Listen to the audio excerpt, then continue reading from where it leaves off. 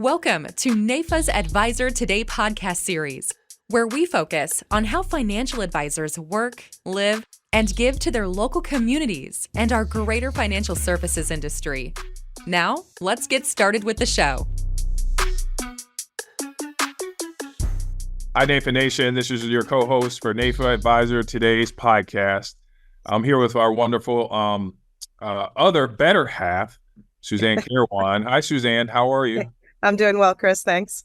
It's so good to see you. We don't get a chance to see each other in person as much as we used to, but now we get an opportunity to connect with this wonderful digital technology. So from Chicago to wherever you are in this world, so great to see you. And we're super excited to be here at Advisor Today with a wonderful new guest. But before we get there, Suzanne, if you would share with us a little bit about our sponsorship, who's supporting our program for today. Yeah, so this week we're having the sponsor is Life Happens Insure Your Love Month, which we're getting down to the countdown. Kicks off on February 1st. So hopefully everybody has started to download all your social media calendar, getting ready to do spread the love. We try to say that life insurance is love insurance. And so we're happy to support them, and they're part of now the NAIFA, expanded NAIFA family. So Life Happens, Insure Your Love. Everybody get that, put it out to your consumers, put it out to your prospects and clients, and let's keep spreading the message. All right, Suzanne, with no further ado, would you care to introduce our wonderful guests for today? Yeah, I'm pumped today. We've got Tom Palmeri. He's from New York. We've got all sorts of stuff to talk about. We were kind of talking a little bit ahead of time, so we might repeat a few things, but they're worth repeating. So Tom has an illustrious career, not only in the industry, but also in our NAIFA membership. So I know we're going to touch on that today. Yeah. But Tom, why don't you start off and tell us again, because you're coming up also in February. Tom has an important anniversary that he's going to celebrate. Okay, I'll share a story that I told Susan one night before you got on, Chris. I said years ago, I'll tell you two stories in one. Years ago, I actually owned the Mr. Softy ice cream truck. So whenever I have a bed, the plan was to start in February. I didn't know if I was going to make it. And then I figured I had a 13-week contract period. If I didn't make it, I was back out in the truck. But by the grace of God, things went well. And I did my pre-contract, went in to sign my contract on February 15th of 1985. And my then manager at the time, Robert Master Simone, gave me two applications. One was at Life and the other one was with NAILO. And I said to him, do I have to join? And he looked at me, Chris, and he says, do you want to get paid on Friday? And I said, yeah, that would be great. So I actually been one of the things that I've been very proud of, aside from being an LUTCF moderator, a Lilly moderator, a state membership chair, state president, local president, recipient of the Platinum Award for 3 times for membership, is the fact that I've been a member since the very first second that I started in the business. And I can attribute that to being hired by a great manager. Huh. You ripped through basically half of our podcast there, so we're going to go back a little bit. So I know in New York, you guys go fast, but we're gonna dissect that just a little, so that our members can not only appreciate the work you've done, but celebrate the milestones you've reached, and also to be in a position so they could possibly be inspired by just some of the things that you've done, and perhaps they could follow some of the great things that you've done. So with that being said, let's start with this. How did you get into the industry? Like, what led you down this path of saying, okay, I'm a financial service, ice cream to insurance. Like what were you doing before you got here? Well, I graduated from college. I went to St. Joe's College in Patchogue, New York. It's now St. Joe's University here out on Long Island. And I had a degree in human relations, which was a mix of sociology and psychology, with a minor in business. Came out of school and was hoping to get a job with Grumman, because Grumman was a big aviation company on the island. And at that time, if you got a job with Grumman, you were going to be set, or at least you had benefits and you felt you were going to be set. And I ended up going in for 2 interviews one day, on the same day. The first was a sales interview, and they sat me down. They showed me videos about how I could win all these trips. And I said, let me think about it. And so I went into my second interview, and I said to the gentleman, he started showing me the videos and all the trips. And I said, can we just skip through this? Because I just got done seeing this. I said, what would make me want to be in the insurance industry compared to being in the other sales that the gentleman was proposing? And he looked at me, he says, "Can I ask you a question?" I said, "Yeah." He goes, "How'd you get here today?" I said, "I drove. There's no real good bus system on Long Island." And he says, "Do you have car insurance?" I go, "Yeah, it's mandated by the state. You have to have it." Okay.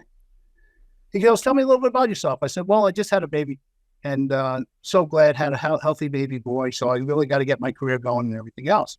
He said, "Did you have health insurance when your wife gave birth?" I go, "Oh, thank God we had health insurance." And basically everything that he was saying to me was setting me up with the purpose of why people need insurance.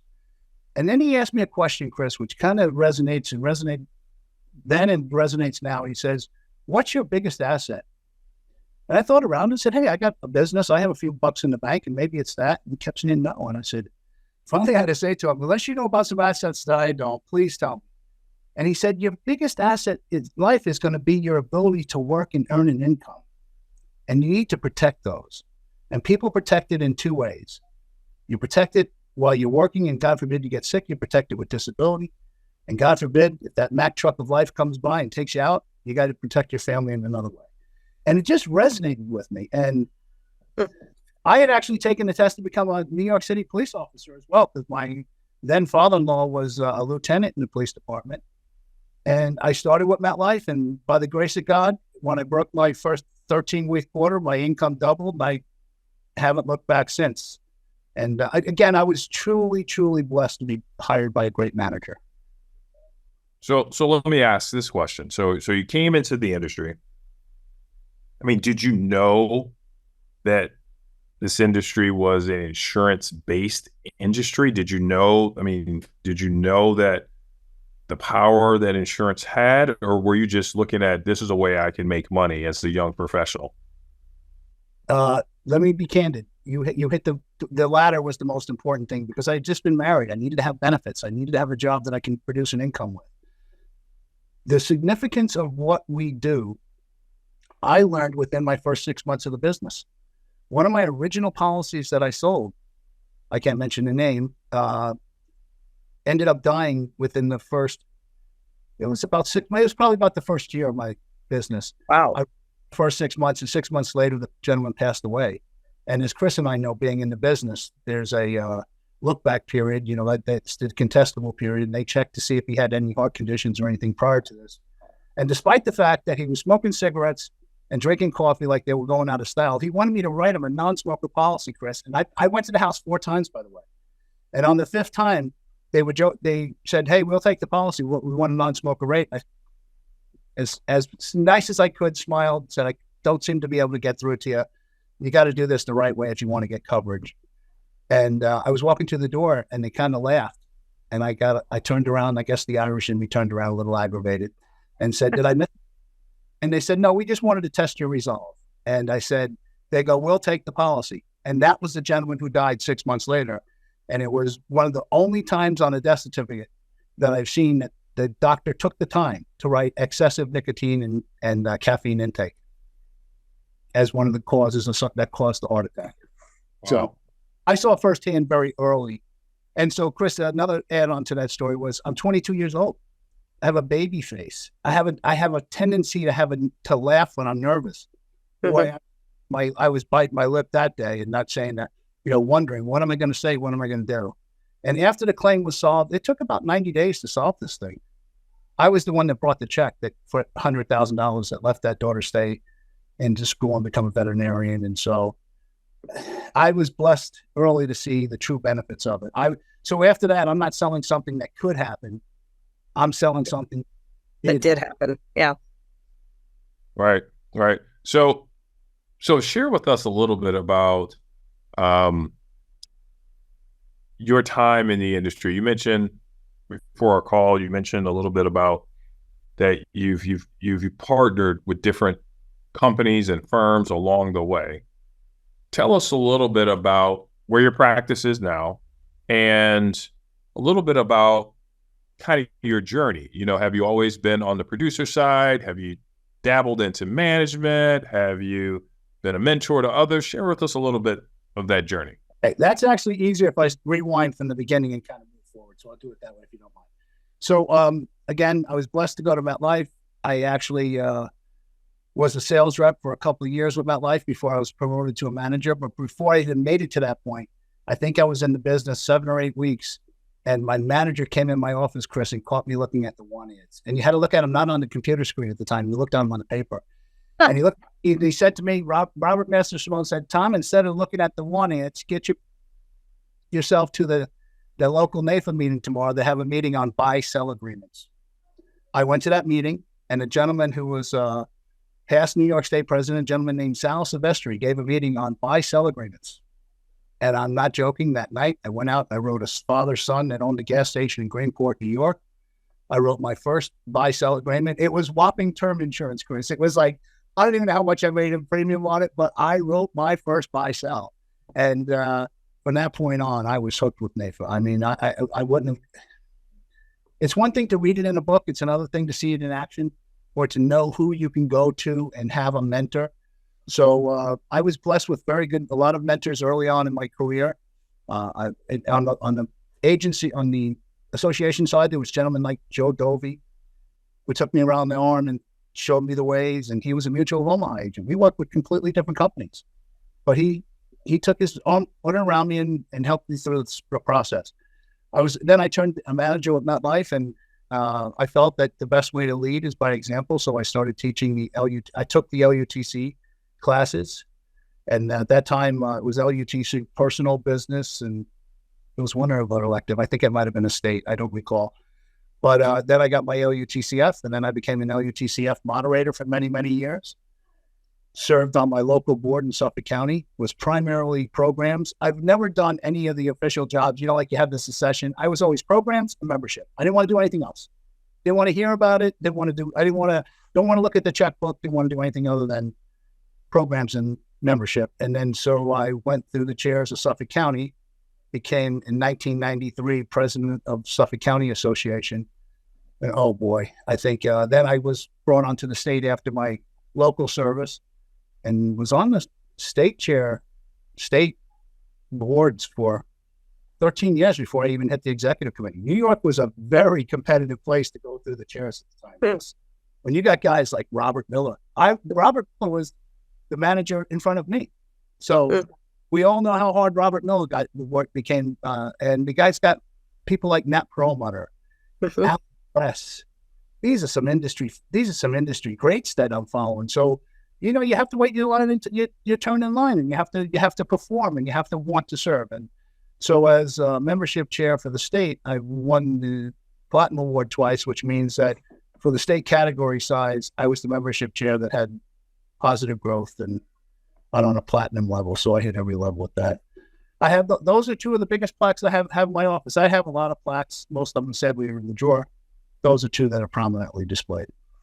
You know, Suzanne, we need to bring back. I remember when I went through the chairs, the Bobo Award, right? I remember that was the big one. Yep. And so those who are listening to this podcast may not know about the Bobo Award, but everybody who had either affiliate and or a chapter, or it was at the state, everybody was trying to get that award, right? So you bring that back. Is it still around, Suzanne? So, did we dust that off? We morphed it into, it's now called the Chapter Excellence Award, and there's categories on that. But it's so funny you should bring up Jack Bobo, because just this morning I was on a different call, and somebody was talking about their calendar was kind of getting wonky, and it was like the email came up to say, hey, it's time to go meet in the Bobo conference room, right, which used to be at our old office and the whole thing. And so Jack Bobo, his spirit is strong with us today. It's coming out. So you know, it's time to rebuild, I think, that chapter strength for sure. So, Tom, you mentioned the LUTCF, professional designations. Why is it important for someone to consider getting professional designations as they continue to go through their career and their path, from your perspective? Well, I'm going to start with the LUTC side, because what the LUTC gave me was, it gave me the practical knowledge I needed to go out and to explain what that some people might perceive as difficult terminology or unfamiliar terminologies that the average public does not know, and to talk about things in analogies. And most of my sales are done in an analogy. When you talk about life insurance and disability, talk about that tree in the backyard that's growing money. And would you put a fence around it? Probably. Would you get a guard dog? Probably. Well, that's what the life insurance and the disability insurance do. And so I was able to take more complex terms and put them into simpler terms. The other thing is, if you want to be an expert in your industry, you have to study. And that's one of the things I've blessed my grandfather for saying, as well as my father, is that he said, education is a lifetime process. Everybody thinks that when you get out of high school, you go to this thing called the commencement. That's the beginning, not the end. And so my father always kind of drilled into me that education is a lifetime process. And if you're going to do something, excel at it. So you learned it early on from your father, right? It was instilled in the home. You know, Suzanne, we send our kids to school and say their education is from outside, but I believe one of the most powerful educations they have is the one that starts at home. And you mentioned it was reinforced by a professional association like NAIFA, right? Absolutely. You also mentioned the fact that you made a choice at some point that you wanted to do programs or membership. So let's talk about that. Why was programs so important to you? Well, I mean, you could do anything. There's so many other things you could do.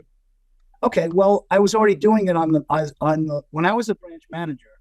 I already had programming going on. It was in my office. So if I needed the wholesaler from Jackson, who's Steve Burke, or Chris Lynn from Lincoln Financial, I was already dealing with them. So, and I was setting up regular meetings with my office on a regular basis. So I knew the wholesalers, I knew this, and I thought it would be a perfect fit for me because I could take what I was doing as a manager with MetLife, and I could take it and bring it to the association. And so my job was to find people with my office that we did the lunch and learn. They would come in, they would provide the lunch, and we would learn. And with NAIFA, it was a similar format. Hey, I need somebody to come in and provide for a breakfast or provide for the sponsorship. We're going to give you some time to speak, and we're also going to have an opportunity to learn from you. So that's why I thought program was a perfect thing for me.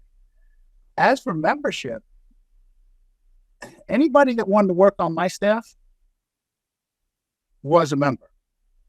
If you were not a member, I would help you, but I wouldn't go out on the late night appointments with you. I would absolutely. And I would actually help the reps by saying to them, look, I'll even give you your first case. I didn't take money from their family accounts. Take the money that you would have had to split with me, put it towards your membership. That's how much I believed in it. And so anybody knew that if they wanted to be on my staff, and I was a very gregarious manager, at that time, Chris, the industry was different. When you became a manager, you were a manager. You were not a manager and a producer like we are today. You were with MetLife. I had to even go and justify the 10, 15, 20 cases I'd write a year on family members, and I had to justify it. They would not let you write business. So I was I was writing business, helping my reps. And those two things were like a natural to me. I still can't, I shake my head and still can't believe why someone wouldn't want to join. I was going to ask you the same question because I think that's what people say. They say people don't join anymore. They're not interested. And is that the case? You know what? I think guys like Chris and I would say that's their first excuse. But guys like Chris and I are too strong to allow that to be the actual answer.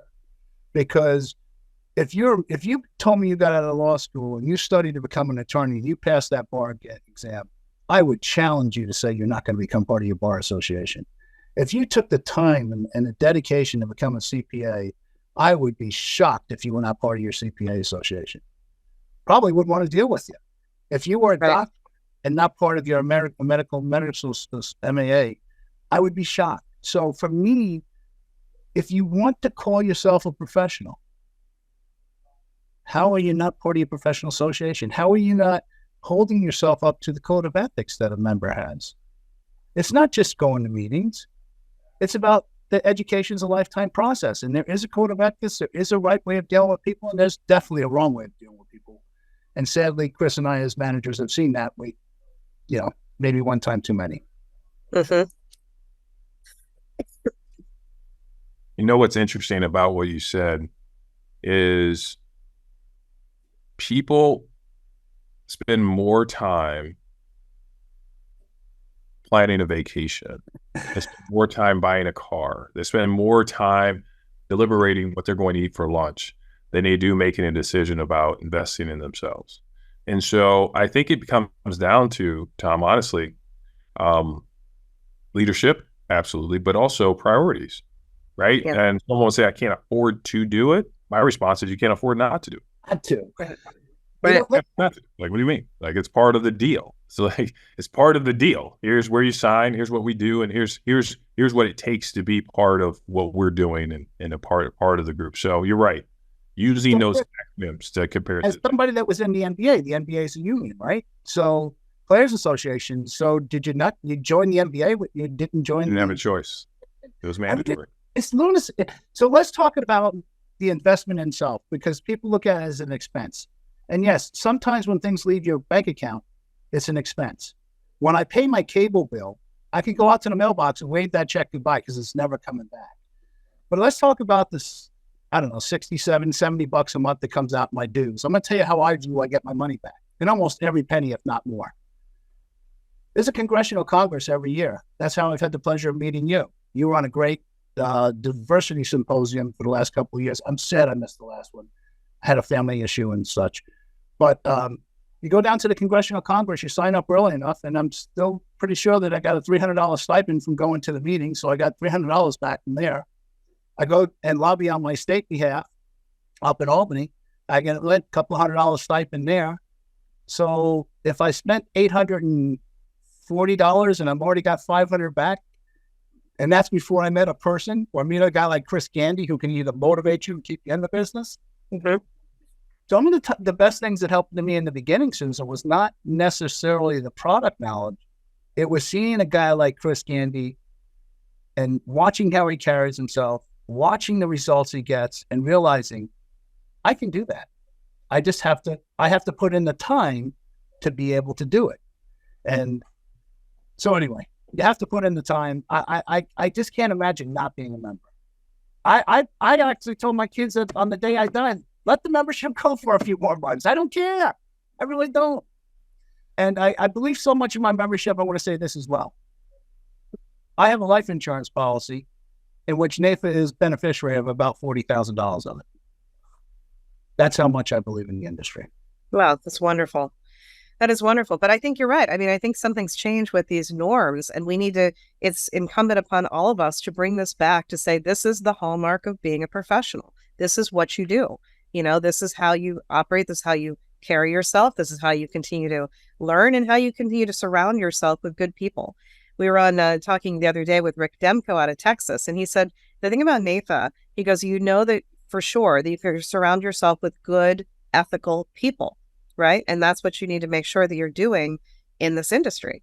And that message, I agree, needs to get out there where, this is part of what we're trying to do on the podcast here, is get that message out and get more people to get excited about it, that this is something that I think that has kind of gone by the wayside, but many people are looking for this, right? And looking for a community that can support them and hold them up and has some structure, because perhaps things have gotten a little too loose, out there. Let's talk about community for a second. I live in the New York community, and usually, I try to stay between Manhattan and Montauk with my clientele, and occasionally I'll get across, drift over to New Jersey. I'm licensed in about 17 states. But where would I have ever met gentlemen of the caliber of John Davison from California, Bob Brown from Tennessee, one of my favorite all-time leaders, Bob Nelson. And I love the way he says it. I'm just a plain insurance agent from Omaha, Nebraska. These were the people that I was very fortunate. The gentleman that I worked with, Nat Perlmutter. I met him through NAIFA. He was the New York State president at the time. And I would have never met these people. I was actually knowledgeable about Alan Press because when the whole A.L. Williams and Primerica thing came out many, many, many years ago, Alan Press took the thing about disputing that the whole buy term investor difference. So he was somebody that I met through NAIFA. Sat right here at breakfast with him many times. And so if you pay to go to a seminar, I think it's going to cost you a few bucks, right, Chris? So I think that when you look at what you pay, I know guys like you and I, because we're active in it, we get back so much more than we ever pay. It's like this on a seesaw. And so for people, I paid this. And here's the other thing. For brand new people coming into business in their first year of license, I don't know if the program's still, a couple of years ago, you could pay $10 your first year, $20 your second year, $30 a month your third year, $40 if. Come on. There's no reason why somebody right away shouldn't be put on a success path. And it's usually, Chris, you'll admit it, because I know you're a strong manager. It's usually weak leadership or weak managers that are worried about, my people are going to go to a meeting and I'm going to lose. I'm never worried about it because I was one of the best managers out there. They did not want to lose me. Forget about NAIFA.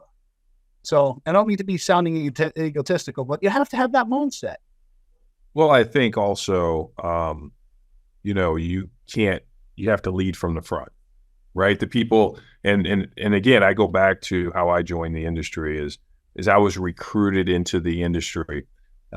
What we've done in kind of a shift is we've been attracting people into the industry now. I think that's the shift, especially with this younger generation, is we've got to look attractive to them and attract the people we need to attract, because that's how we actually get our ratios of people sticking, our attrition, to move it from, after 3 years, move it from the 13 or 15% that it is up to 30 or 40% like a normal entrepreneur. I think how we do that is we start attracting people to the right firm. And when they don't fit that firm's model, I'm able to pick up the phone and call a Tom, or I'm able to call a Larry Holtzberg, or I'm able to call them and say, hey, listen, this guy's a good fit for your. Yeah. To Chris's point, how would I have known who to call?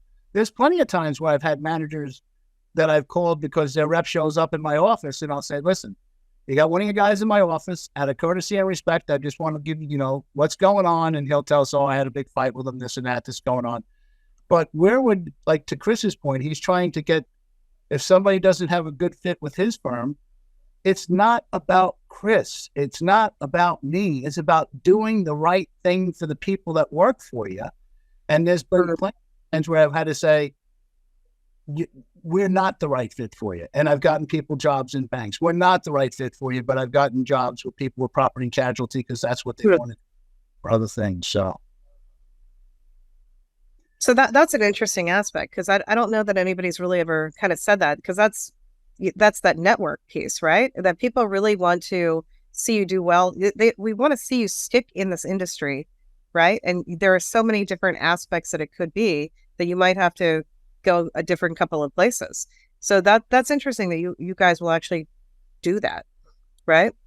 Because if you know that, no one ever says that, but that's an insurance policy right there, is that, if you build that network correctly, you can, and I tell people that all the time, get your insurance license. You'll always have a job, always, unless you do something right unethical. You can always find somebody will be jumping up and down to find you. And I think more people need to know that, it's the greatest. And people are like, well, I would just want to be in the gig economy. Like, this is the greatest gig economy, thing that there is to get your insurance license. You can have the life you want. You can have the time management you want. You can build it exactly the way you want to do it. But I love that idea too, that you'll always have somebody out there because they're compelled to do the right thing. Or let's say, to aside from Chris's point about helping the employee find the right spot for themselves, what about the fact that, hey, I believe you were with Northwestern for a while, but if I have Northwestern agents that I know firsthand, and I'll call them up and say, look, this is Mrs. Smith. They asked me to get information on the policy. I'm not 100% sure how your blended policy works. Would you mind taking a second and just explaining it to me? I don't have to call an 800 number, who's not going to give me any information, by the way. I don't have to go any of that. I just go right to the source of my friend and say, how does your flex whatever work? And I got friends from Principal. I got friends from Prudential. I got friends from Ameriprise. I got friends from all over this is not just an insurance situation anymore. Years ago, when we changed our name to National Association of Insurance and Financial Advisors, anybody out there that people say, oh, NAIFA only lobbies on life insurance. Oh, really? Is that what the DOL is all about? So we lobby on so many different things. Chris and I were at the on Congressional Hill a couple of years ago when we got the original Secure Act. Mm-hmm. They were back there on Secure Point 2 getting it lobbied to get. So I can tell you, I don't post many things on Facebook. I don't post many things on LinkedIn. So Chris, you're definitely very good with your social networking. I got to praise you for that. I post about when I volunteer. I post about when I am at a soup kitchen. Or I post about when I'm at the Congressional Congress or when I'm doing something for NAIFA. Those are the posts that are important to me. Now, on a personal basis, I will post when I'm at a golf course. I'm not at a golf course. It's the beauty of a background on a Zoom meeting. This is one of my favorite holes at Sable Golf Course stuff along the bay. I'm around. So I'm sorry, I missed those. I'm sure they'll cut it out. If they don't cut it out, that will be one of our wonderful bloopers that I was actually, remember the hole that they used to open up in a game show where the person drops down? My computer lost power here in our space. And I wasn't plugged up, but, like you didn't all of a sudden you reappear. So I was in the midst of just simply saying the fact, and you guys kind of went full circle and kind of kept that conversation going. But if you think about it, prior to, I go back 15 years ago, prior to there were so stark differences between the career companies and the independents, and there were such stark differences that there were people we were recruiting that we knew in the back of our mind is probably a better fit there, but our responsibility was to get more people into the space and with the firm we were in. Now, as we continue to move forward into the evolution of what an advisor does and who they are and how they serve the public, it's almost where we have to be able to not only lead by attracting people to the industry, but then be able to find what's the right scenario for them to thrive and to be successful. And to do that, we have to do that with that same mindset, Tom, you have, which is of abundance. There's more than enough out here. There's more than enough people. But there is a shortage of individuals coming into the industry. So if I have a shortage, you have a shortage, we all have shortages. And so the only way for us to supply that shortage and be better part of that solution is we need to be intentional about making sure that people not only come in, but they stick, and we're able to influence them. I mentor some guys from Northwestern Mutual. They're not in my firm now. And I can tell you they're not in my firm now, but they call me all the time. Hey, Chris, how would you do this? Hey, what would you do here? And what would you do here? And the answer is, I could be like, this is my information. I'm not going to share with you because you're a Northwestern Mutual. Or I could say, how am I going to benefit from it? But in the true nature of uplifting other advisors and the industry, the response should be that it's unequivocally, it's not the commitment to the firms we're with, it's the commitment to the people in which we serve. And so the more that we do, the better. Prevalent in NAIFA. Like you said, Chris, if you look at it on paper, you and I are supposed to be technically competitors. I'm licensed in Illinois. You're probably licensed in New York. Mm-hmm. But we don't view each other as competitors. We view our comrades in arms and willing to go out of the way to help each other. And each one of us have our own little specialization. So that's the beauty of for those that are non-NAIFA members that happen to be listening to this podcast, go to a local meeting. Show up at the Congressional Congress in D.C. and tell me that it's not worth every single penny, if not more, to be part of your professional association. Go on to Capitol Hill, the sacred halls of Capitol Hill, and meet with your Congress people, meet with your senator. Help be part of the solution and not part of the problem. People can complain about everything all day long. Yeah. If you're not taking a participation in making an improvement. I think you said it right. You stepped up and became a leader early on, and that we, if this is anything, it's a platform. Our opportunity, our collective voice is that we need more people to be leaders and to lead from the front and then attract others. It was one of my first managers told me, he said, listen, he goes, if you want to grow, you got to fire yourself every 12 to 16 months. Imagine if we had that mentality, is that whatever role we're in, we go out and find somebody who essentially takes over that role. Right? Imagine if we had that mindset, right? We fire ourselves every 12 to 16 months. How fast would we grow? I just think we're in a unique space where we have to realize who we are and what we do and the impact we have on the lives we touch. Is just where we're at. So, Tom, thank you so much for your leadership. The Lilly program, Leadership in Life Institute, that is also designed through NAIFA to help engage you to become a good leader. one of the covenants is you have to give up to go up. And that's exactly what Chris was just talking about. You have to be, I've always felt that my success when I was a manager was how well, I was only going to be judged on how well my people did, not necessarily on how well I did. So if your people are failing and you're doing great, it's not a successful organization. If your people are doing great and you're doing great, then everybody's doing great. And so it's, I'm sure you're a Lilly grad as well. I'm positive. I could hear it in your voice, and I could hear it in your language. I am a more recent Lilly grad in the last 16 months, and what an amazing course. So, I was one of the guys that said, I don't really know. I've been through thousands of leadership courses. I've been through some of the Gamma leadership courses. Some of the Jim Rohn best year ever leadership courses. This one here, Think and Grow Rich, that breakout leadership course. I've been through tons of, I'm like, oh, what kind of leadership do I need? But one of the things that if you've never gone through, and this is not a Lilly promotion, but if you've never gone through the Lilly course, the moments, and I think I was probably one of the more senior ones in that group, the moment you go through the realization and the exercise of writing your own obituary, it was a moment where the realization that whatever we're doing now, we're building something that should outlive us, right? And so moments and realization was powerful for me, and it moved me to emotions where I couldn't speak, right? I'm like, and everyone's like, oh, Chris Gandy's actually emotional, right? He's a real human being, right? I'm like, yes, this is when you lean into something and you experience something,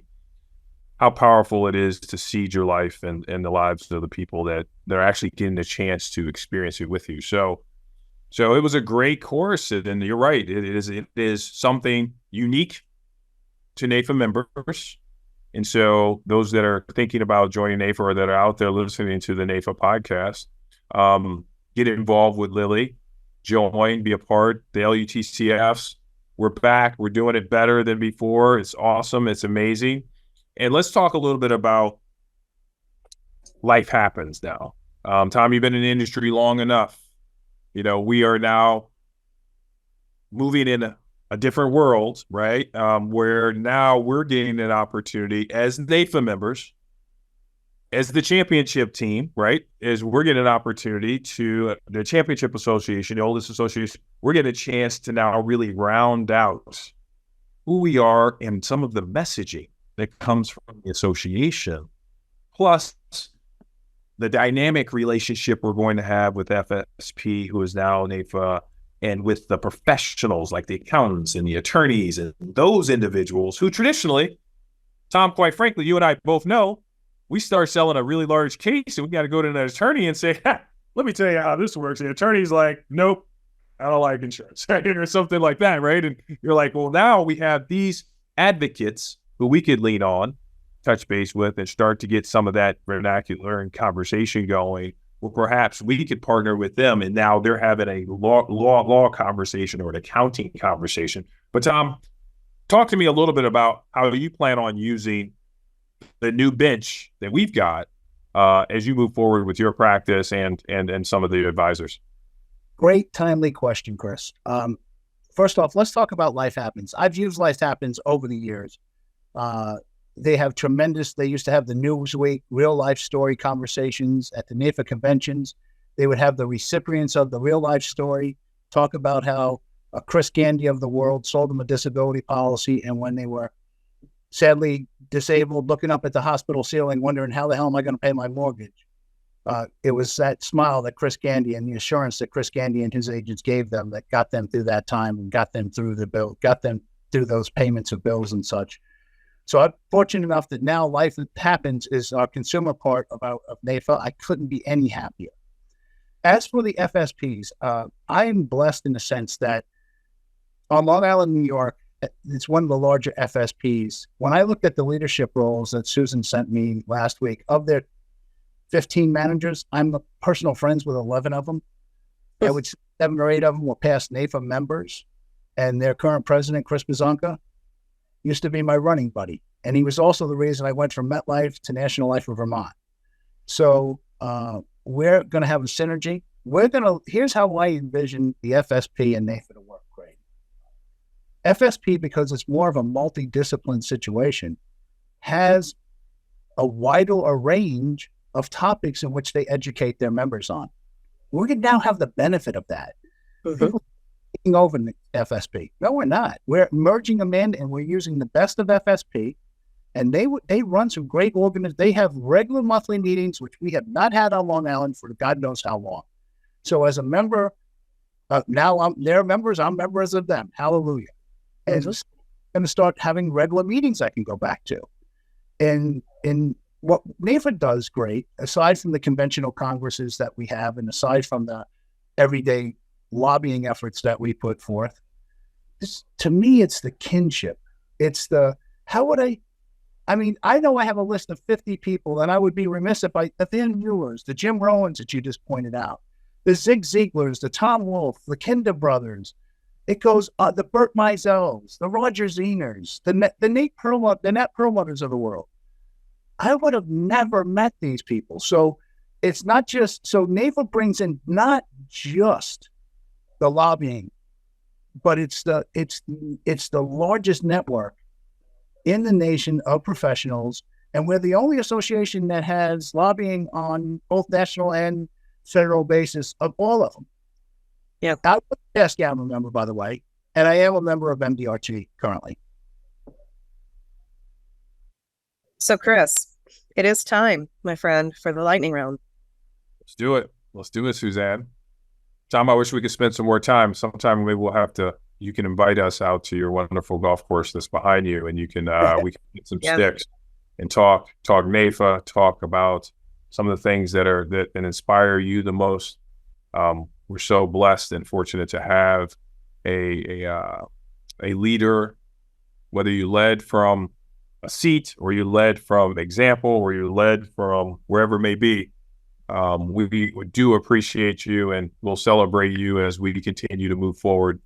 And thank you for all your inspiration. So with that being said, we're going to move to the lightning round.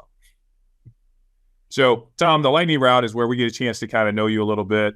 We know you are from New York, so we're going to ask you some questions about the New York area. We'll talk to you a little bit about mentors, and we'll talk to you a little bit. But whatever, the deal with this is it's quick. It's about 60 seconds. First thing comes to mind, that's how we go, okay? The Reader's Digest. It's not that serious, it is what it is. So we'll start with something very easy, right? Okay, you ready? The Yankees or the Mets? Yankees. He didn't hesitate on that one. No, it was the boom. We didn't even get that whole question yet. Stop it. That's how lightning hit you. Boom. All right. Tom, one more question then we'll get right into it. Chicago style pizza or New York pizza? Come on, man. I like both.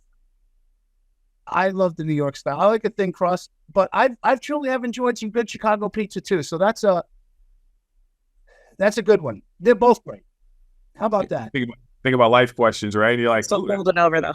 I think here about New York teams. I root for all the New York teams because I was born in New York, but I moved out of New York when my adopted father came out of Vietnam. He had Hodgkin's disease, so we moved to the Alabama because the University of Alabama was innovative in the field of chemotherapy.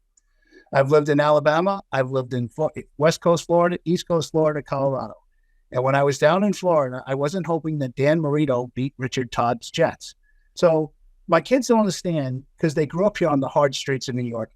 If you're born here, you got to choose. It's one team or the other, right? You're either you're a fan or a Net fan. You're a Ranger fan or an Islander fan. I root for all the teams. But in exact order, it's Yankees, Giants, Knicks, and Islanders.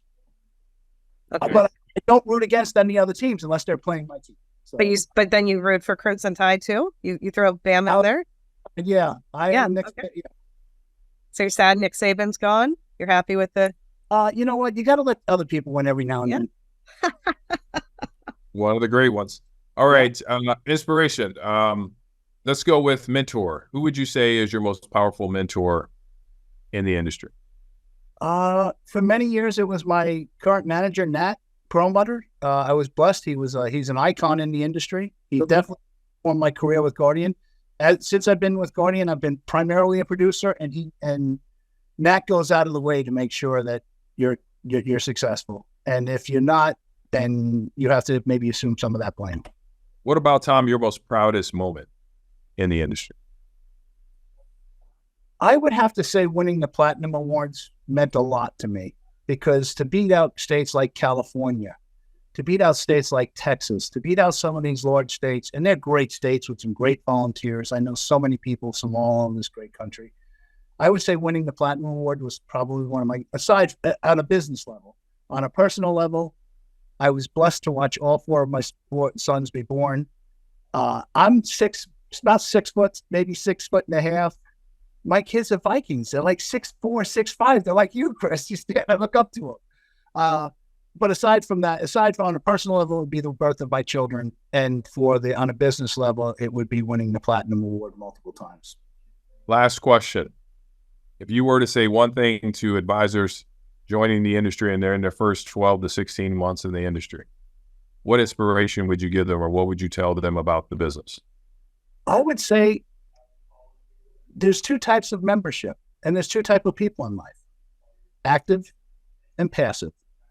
In life, you're always better to be active. So if you want to be an active member, join. Look at the directory. Look at people that might be right within a 20-mile radius of where you currently work and reside. And pick up and look at the directory and say, hey, wow, I've always been wanting to be able to talk to Mr. Smith. Or I've always wanted to be able to talk to a Chris Candia. Oh, I've always wanted to talk, call the people. I'm sure I've never heard of one NAIFA member that did not go out of the way to help someone. And so come to a meeting, learn. When you make a few bucks, give back to your industry. It's not, you can't just take in life. You got to give back. You can't just drive a car and not put gas in it. The industry is that gas that will keep your car running. And so I would just say become active. I'm not a passive person, as you can, and you're not as well. And that's what I love about you, Chris. And one last Andy comment. Chris, you ran the diversity symposium a couple of years back, and one of my favorite moments was when you and I were both on the second floor. We were walking around, and I got a second to pull you on the side and tell you what a great job you did by running the diversity. And you and I had a great conversation about race and about people should be able to get along, and how guys like you from Chicago and me from New York don't understand it because there's so much ethnic diversity around us. And I got to tell you, that was one of my finest moments that I had with you personally. Thank you very much. And I look forward to continuing those dialogues, because we continue to have to resonate the message. And as we move forward, it becomes part of our DNA. And it's not about race, color, creed. It's about the collective whole. And how do we become a better organization to attract everybody, not just those that are aware or that are capable. So with that being said, Suzanne, anything else before we close? I don't know that we mentioned this, but I do want to give credit also because Tom Palmeri raised his hand. He's on our national membership committee as well. And so he's handling that whole East region. So I just want to say thank you for that, Tom. Thank you for saying yes to yet another thing. And I'm sure we're all going to enjoy, and happy anniversary, 40th anniversary in the business come February 15th. So a little bit in advance. Tom, we look forward to seeing you at our next get together. Yeah. And thank you so much for your time today. Suzanne, thank you so much. It's always a pleasure. Those who don't know Tom, next time you see him at one of the national meetings, make sure you tell him the happy anniversary and thanks so much for sharing part of his journey, because part of his journey could be part of your journey. And we can learn so much from young men like Tom, who spent his time, energy, and effort in sharing with you some of the great nuggets about success in the financial services industry. Listen, as we close today, we want to just remind everyone that it's so important that we uplift, promote, and empower each other to be more successful as we move forward into the future. We love this platform, and we look forward to continuing to expand as we move forward. So with that being said, We're off from NAIFA Advisors today. Thanks, everyone, for tuning in, and we will see you next week, same place, same time, and have a great day. Thanks for joining us for NAIFA's Advisor Today podcast series. Make sure to subscribe to get future episodes. And if you're interested in coming on the show, let us know.